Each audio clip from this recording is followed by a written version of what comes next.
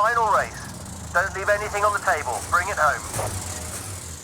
So every now and then I like to play a driving game. And recently there's been a lot of that on the internet because of Horizon, right? So eventually I cave in and reinstalled Project Cars 2, which is my go-to just because it does have a campaign kind of thing, and I enjoy that. But actually, I play Horizon 6 a little bit, but I had the problem, and this for me happened with every open world game. I never played a Horizon game before, so I didn't know exactly how those played. And I play a little bit of 6 because of a friend, and it's a good game. I will say, like, I'm not gonna say that it's a bad game, but I had the same problem that I always have with open world games. That is that eventually I just feel that I'm just doing busy work, like I get lost on it. And that happened for me. Like I was surprised that it kinda have a story, I guess. Like the fact that it's a tournament and stuff like that. But like it just got a little bit monotonous for me. Like that the fact that you have to make points and stuff like that. So it didn't convince me. Eventually, so I played a little bit and I raced against the Gundam, but eventually I just didn't get me enough to get it. And this is the weird thing for me because I like racing games, but I'm really specific about what I like. For some reason, like, and this happened to me with Horizons, that even though I'm not a full on sim guy, because I only have a controller that can only get you so far, right? But also, I tend to not enjoy fully arcade racing games. I like to have a little bit of friction on it, like think about braking points and how much you push the throttle and stuff like that, even if I am in a controller, right? It's a little bit tricky, but it's fun. And it happened to me with Horizon 6 that the car just felt a little bit floaty. And when I get that sensation, I feel like the driving lacks weight on it. And even though I like Horizon, it never really convinced me in that aspect. And it tend to happen with arcade racing games.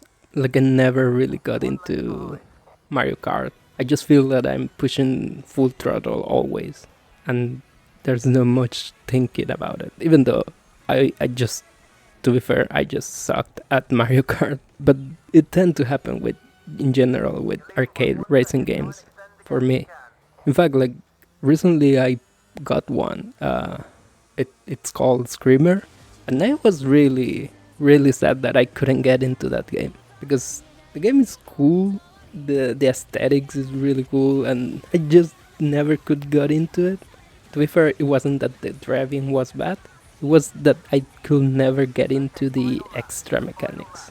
The game had this thing where you drive. It's like basically a twin stick driving game where you steer with one stick, but you also drift with the other. And it was weird. Never could get into it, which was sad because I think the game is cool. And because like my go-to is Project Cars 2. I enjoy it. It's challenging.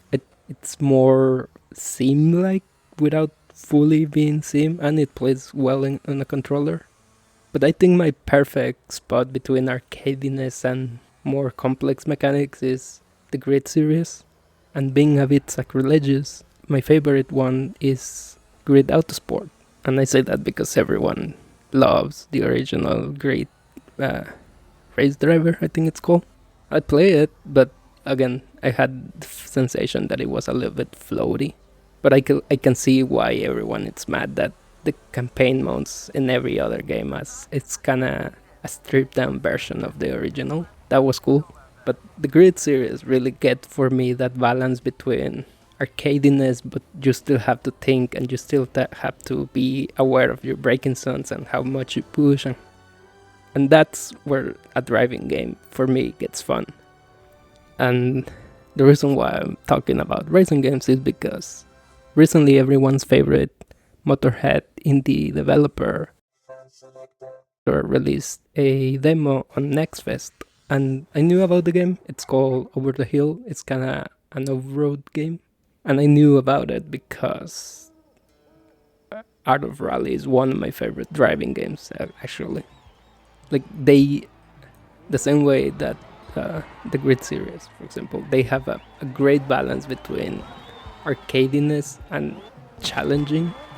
In fact, I remember someone described like saying that the game was deceivingly cute, like it looks like a kid game because of the art style, but the driving is really challenging, and if you enjoy that, like it's a great game. So because of that, I knew about the new game, Over the Hill, but I never really saw what it was about. I was waiting for the game to come out, but then the demo came, and I saw a couple of streams about it, and it kind of put me off a little bit because of the emphasis on multiplayer, which I have nothing against it, but I'm a loner, I guess. I don't really have friends to play with, so for what I could see about the game, everything was about having fun exploring the world with your friends. And so I was a little bit put off by it. Like, I thought that maybe the game wasn't for me, but I still went and got the demo, and I play a little bit. I had basically a session where I play the tutorial in like 20 minutes at most, and again it kind of put me off because I play it and it was fine. Like, the game feels great, like it has this weightness that Art of Rally also have, but it's a more laid-back experience, I would say. But again, it was nothing more than just go out, have fun, and explore. I almost describe it as a cozy game, a driving cozy game, I guess.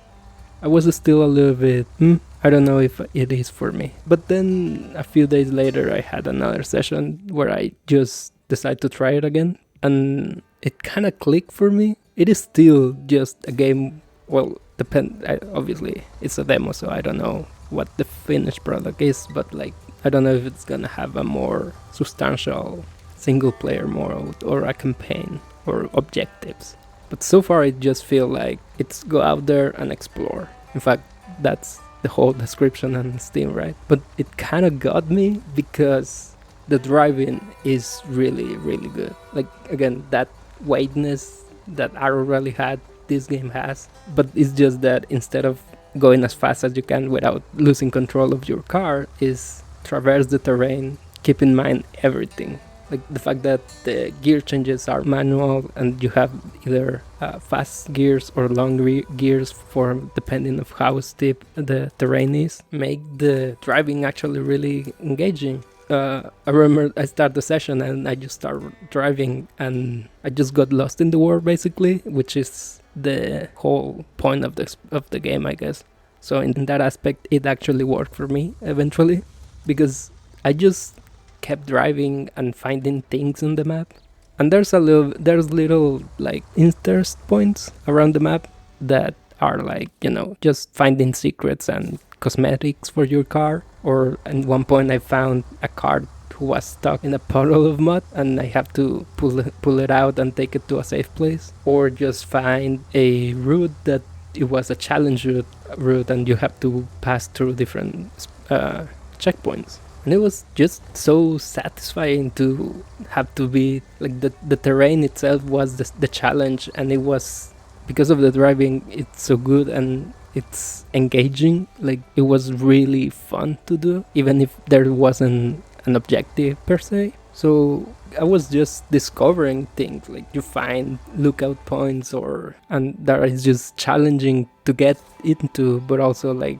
fun to watch the map around you and see that you can actually drive. It's that actually funny comparison. It's that thing of Horizon that, oh, you can drive there, and it was here too. Like, you have like paths in the map that you can drive through, but also you can just say, fuck it, let's go see what is through here. And just by doing that, by having a really good driving experience and interesting map, managed to hook me. And eventually, like, I discovered, like, I actually got to the point where the demo tells you, hey, it ended. You are free to keep exploring, but the demo ended, so do whatever you want. And that's the interesting part of that, and why I wanted to talk about the game. It's because, like, the demo in a couple of sessions actually made me change my impression of the game, and now I'm kind of excited for it. So I went from being just curious to not interested, and now I'm just want to see what is the final product because I'm interested now. So if you want a good driving game that is relaxing but challenging, go check the demo while it's still up, and maybe you will wishlist the game, because at this point it's not a surprise, but Funselektor made another great driving game.